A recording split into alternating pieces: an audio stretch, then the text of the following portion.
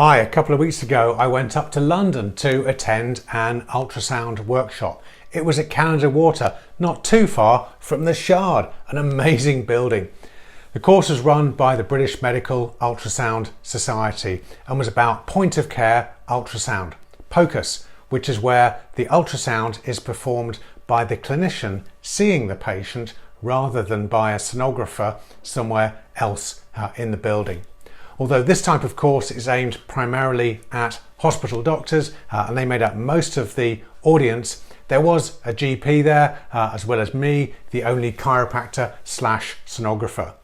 My use of ultrasound is POCUS, of course, because I am the clinician as well as being the sonographer when I use abdominal ultrasound here in the clinic to help work out what's causing a patient's back pain.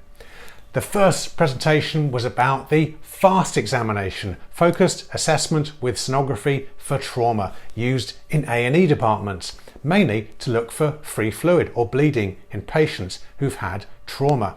5 views are taken looking for fluid. In this example, you can see blood in the peritoneum. Interestingly, a bleed will often form sharp triangles, which helps differentiate it from a cyst, which doesn't.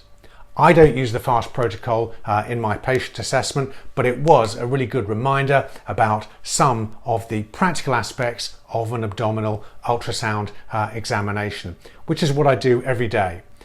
The next presentation was about abdominal aortic aneurysms, AAAs, AAAs, where there's a bulge in the main artery carrying blood to the lower body.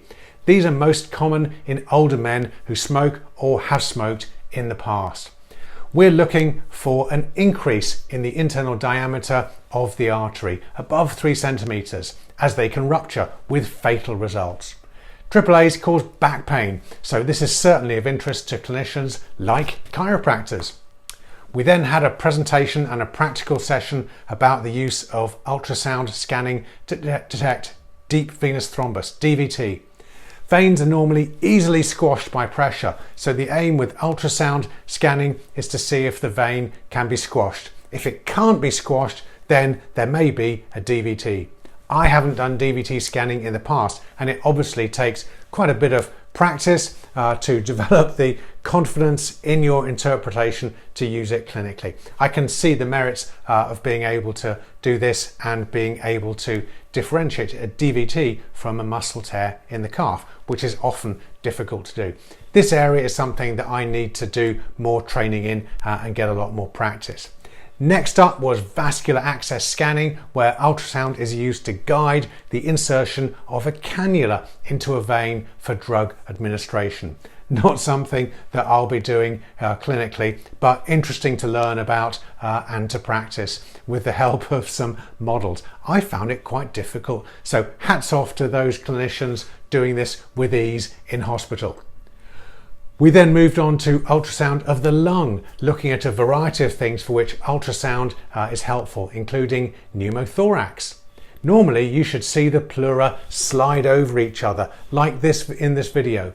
In this case, there is shimmering of the pleura and comet tails, so this excludes a pneumothorax. There was lots more, of course, some of it relating to the use of ultrasound in assessing the lungs of patients who have COVID-19. Not something that I'm planning on doing. The last section was echocardiology, using ultrasounds to image the chambers of the heart. Although this was really interesting, it's not something that I shall be doing in practice. It's a challenging subject, not least because most of the images of the heart are from underneath. So I found working out what was what extremely difficult. Although, like all seminars and workshops, much of what we were covering was not applicable to me. It made me think and also made me reflect on what areas I should do more CPD in the future.